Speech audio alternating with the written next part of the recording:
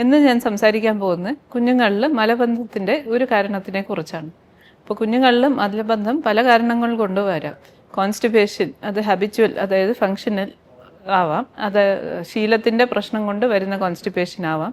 അല്ലെങ്കിൽ ചിലപ്പോൾ കുഞ്ഞുങ്ങൾക്ക് ജന്മനാൽ കുടലിന് കുറച്ച് വൈകല്യങ്ങൾ ഉണ്ടെങ്കിൽ ഇതുപോലെ കോൺസ്റ്റിപ്പേഷനായിട്ടാണ് തിരിച്ചറിയുന്നത്.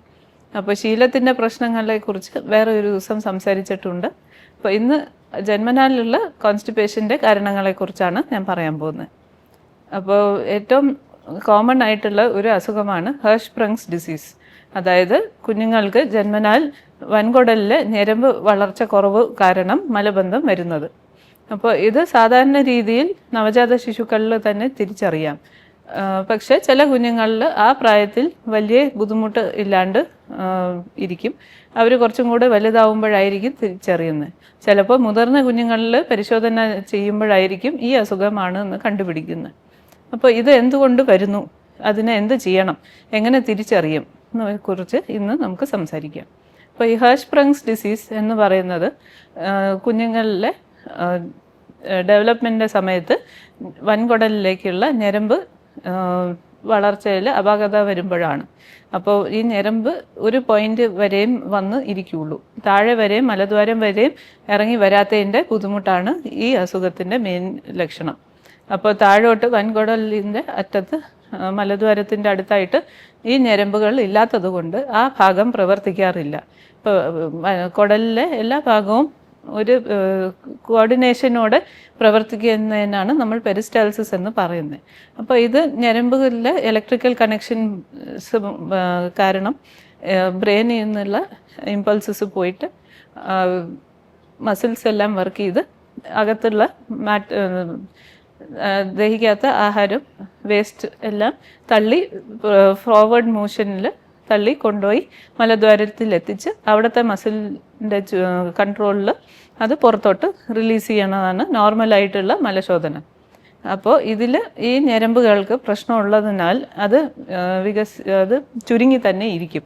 അപ്പോൾ അതിലോട്ട് മുകളിൽ നിന്ന് വരുന്ന വേസ്റ്റ് കയറാൻ ബുദ്ധിമുട്ടാണ്. അപ്പോൾ ആ മലദ്വാരത്തിൽ ചുരുക്കം കാരണം മുകളിലെ കുടൽ വീർത്ത് വരും. അപ്പോൾ അത് വീർത്ത് വരുമ്പോൾ നോർമലായിട്ടുള്ള കുടൽ വീർത്തിരിക്കുമ്പോൾ അതിൽ മലം കെട്ടിക്കിടന്ന് അതിൻ്റെ സൈസ് കൂടും. അപ്പോൾ ഉള്ള പ്രവൃത്തിയുടെ ശക്തി കുറയും, അതായത് ടോൺ കുറയും. പിന്നെ കുഞ്ഞിൻ്റെ വയറ് പെരുക്കം പോലെ വരും.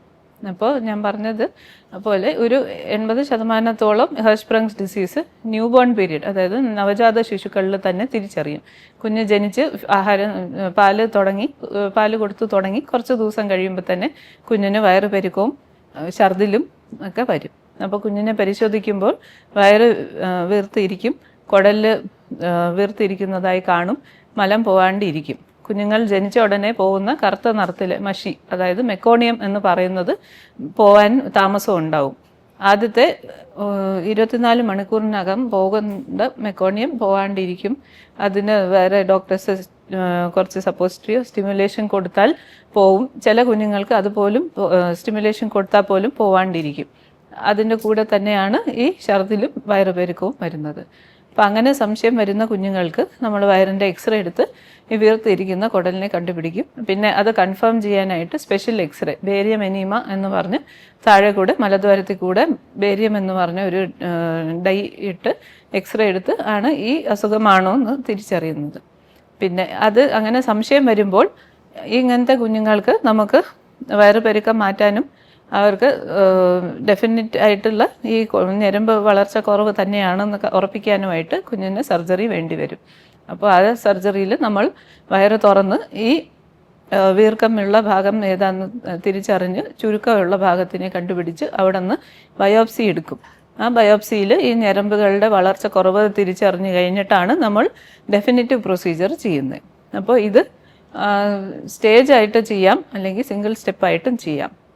അപ്പോൾ സ്റ്റേജായിട്ട് ചെയ്യുന്നത് സാധാരണ രീതിയിൽ നവജാത ശിശുക്കൾക്ക് വലിയ സർജറി താങ്ങാനുള്ള ആരോഗ്യ കപ്പാസിറ്റി ഇല്ലാത്തതുകൊണ്ട് നമ്മൾ ആദ്യത്തെ സ്റ്റേജിൽ ബയോപ്സി മാത്രം എടുക്കും. പിന്നെ മലം പോകാനായിട്ടുള്ള സംവിധാനം ചെയ്യും.